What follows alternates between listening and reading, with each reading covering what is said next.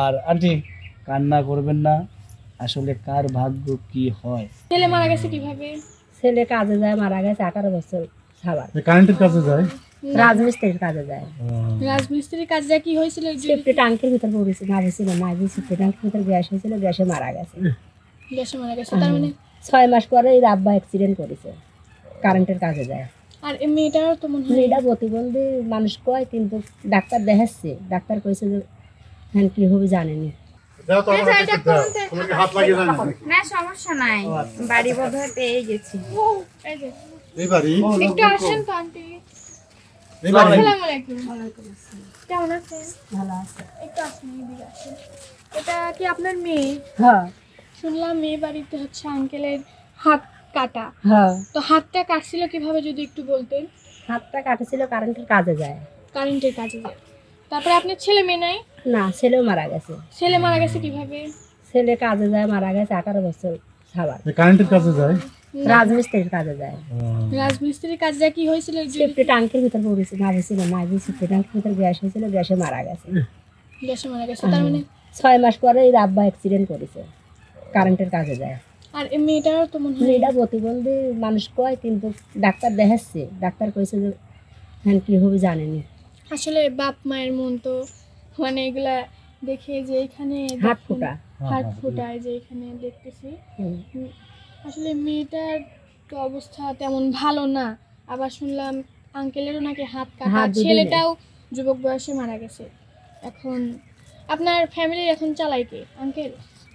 হ্যাঁ, সবাই মিলিয়ে যাই দেয় তাই দিয়ে চলাই, নিজে কিছু কাজকর্ম করি। এটাই আপনার বাড়ি না? হ্যাঁ এটাই। আসলে দর্শক বন্ধুরা দেখেন, বাড়িতে তেমন কিছু নাই, ছোট্ট একটা জানলা, ভিতরে অন্ধকার, আর একটি চৌকি আছে, চৌকি আছে থাকার মতো। আসলে মানিক ভাই তুমি কিছু বলো। না না কিছু বলুক, না না আমি বলতেছি, না না আপনি কিছু বলেন। মাঝে এসব গল্প শুনলে আর এসব সচোখে দেখলে পারা খুবই খারাপ লাগে, আর চোখের পানি আসে যায়। হ্যাঁ, তো যাই হোক, আমার আর এখানে বলার আর কিছুই নেই, বুঝছো। মানে বাস্তবে যেটা দেখলাম, হ্যাঁ, এর থেকে কি কি কি বলবো আর কি ইয়ে করবো, বুঝছো। তার মানে কাকাও কি কারেন্টে মানে কারেন্টের কাজ করতে আগে এই উঠে মানে হয়, কারেন্টে উঠে লাইন থাকতে হাত দিচ্ছে কি লাইন আইসে তা আমি জানিনি, কাজে যায়, কিন্তু অ্যাক্সিডেন্ট হয় দুটি হাতে নাই। দুই হাতে নাই? দুই হাতে নাই। ও দুই হাত তো অনেক মানে সমস্যা। আমি একদিন দেখছি আন্টি, আমরা কিন্তু আসছি আরএম ডামা আরএম মিডিয়ার পক্ষ থেকে। আমাদের রিপন ভাই মানে কিছু ইফতারের মানে নিজ খরচে, কারোর থেকে না, সে নিজের থেকেই মানে কিছু ইফতারের ব্যবস্থা করছে আপনাদের জন্য। অসহায় লোক মানে যারা আপনারা এরকম অসহায়, মানে ইফতারি করতে যা যা লাগে মনে করেন সব কিছুই আছে টুকটাক। তে সুপ্রিয় দর্শক মণ্ডলী এবং প্রবাসী ভাই ও বন্ধুরা, আপনারা দেখতেছেন আমরা সকাল থেকে কিন্তু এই আতিয়া, হীরামণি, নানা আমরা খুবই কষ্ট করতেছি। কষ্টর মাঝেও আমরা একটু মানে কিছু দেখতে পাচ্ছি যে আসলে অনেক অসহায় আছে, যারা কিছু কিছু লোক আছে না খায়া দিন চলতেছে। মানে আমরা জিজ্ঞেস করার আগেই সে চোখ দিয়ে পানি ফেলাইছে, কেন এত কষ্ট।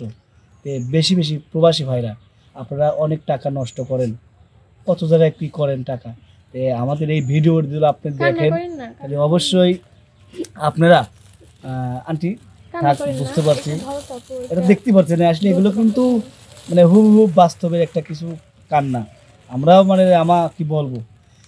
প্রবাসী ভাইরা আপনারা এই ভিডিও দেখেন এবং আরএম ডামা আরএম মিডিয়া কিন্তু নাম্বার দেওয়া আছে, চ্যানেলের পাশে নাম্বার দেওয়া আছে, এই নাম্বারগুলো সংগ্রহ করবেন এবং এই নাম্বারে ফোন দেবেন। আমাদের ডাইরেক্ট মালিক কথা বলবে, রিপন ভাই কথা বলবে। রিপন ভাই কথা বললে আমরা ইনশাল্লাহ এই অসহায় লোকের মাঝে এসে আমরা কিছু আপনাদের সহযোগিতায় আমরা কিছু দাঁড়াতে পারবো। আর আন্টি কান্না করবেন না, আসলে কার ভাগ্য কি হয়, না না এটা বলা যায় না। এই যে যাচ্ছি আমরা, বাড়ি নাও যেতে পারি, মা বাপে বলে আইছি কাঁদেন না, আপনি কাঁদেন না। মা বয়সে আমার লোক আসলে কি বলবো, আমার মাও আছে, আমার বাপ নেই, মাকে ভালোবাসি। টেনশন করবেন, একজন আছে উপরে আল্লাহ, একজন আছে, ঠিক আছে, তার নিচেই ধরেন আছে। আমরা কিছু মানুষ সহযোগিতা করে।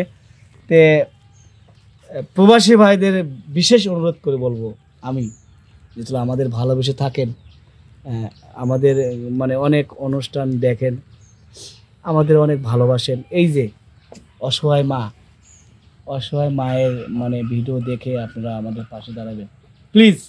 আতিয়া কিছু বলে শেষ করুন। আসলে আমি একটি কথা বলতে চাই, আমি হয়তো কাকা, যাই হোক কাকা হয় আমার। এখন এই শাহী মসজিদ মানে আমাদের নতুন বাজারে ধরলাম, ওইখানে আমরাও গেছি। এখন দুইটা হাত তো নাই, এখন মানে গাড়িতে গেছে, এখন টাকা চাচ্ছে লোকটা, বলছে ভাই আপনি পকেট থেকে হাত দিয়ে নেন। এখন ভাড়া ওইখানে 20 টাকা, সে সাথে 30 টাকা, মানে তার কাছেও টাকা নাই, গরিব মানুষ। এখন কাকা বলতেছে ভাই আমার 20 টাকাই নেন। সে মানে কাকার গায়ে এখন হাত তুলবে না, পারতেছে সহ্য করতে, না মানে পারতেছে বলতে। পরে 30 টাকাই রেখে দিল। পরে বললাম যে দেখেন এরকম সে মানুষ, আপনি এরকম জোর করে টাকা নেওয়া তো ঠিক না।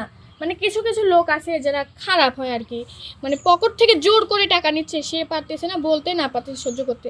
আসলে ওইখানে চারিপাশে অনেক মানুষ ছিল, কেউ তার পাশে দাঁড়ানোর মতো ছিল না। আসলে এটা দেখে আমার খুবই খারাপ লাগছে, মানে তাকে অসহায় মানুষ পায় তার পকেট থেকে টাকা বের করে নিচ্ছে। না পারে সে কামাই, না পারে কোনো মানে ইনি তো বাসায় থাকে, মেয়েটা আসলে একটু সমস্যা। এখন মেয়েটাকে দেখবে নাকি সে কাজ করবে? আমার আসলে এই জিনিসটা খুবই খারাপ লাগছে ওই দিন।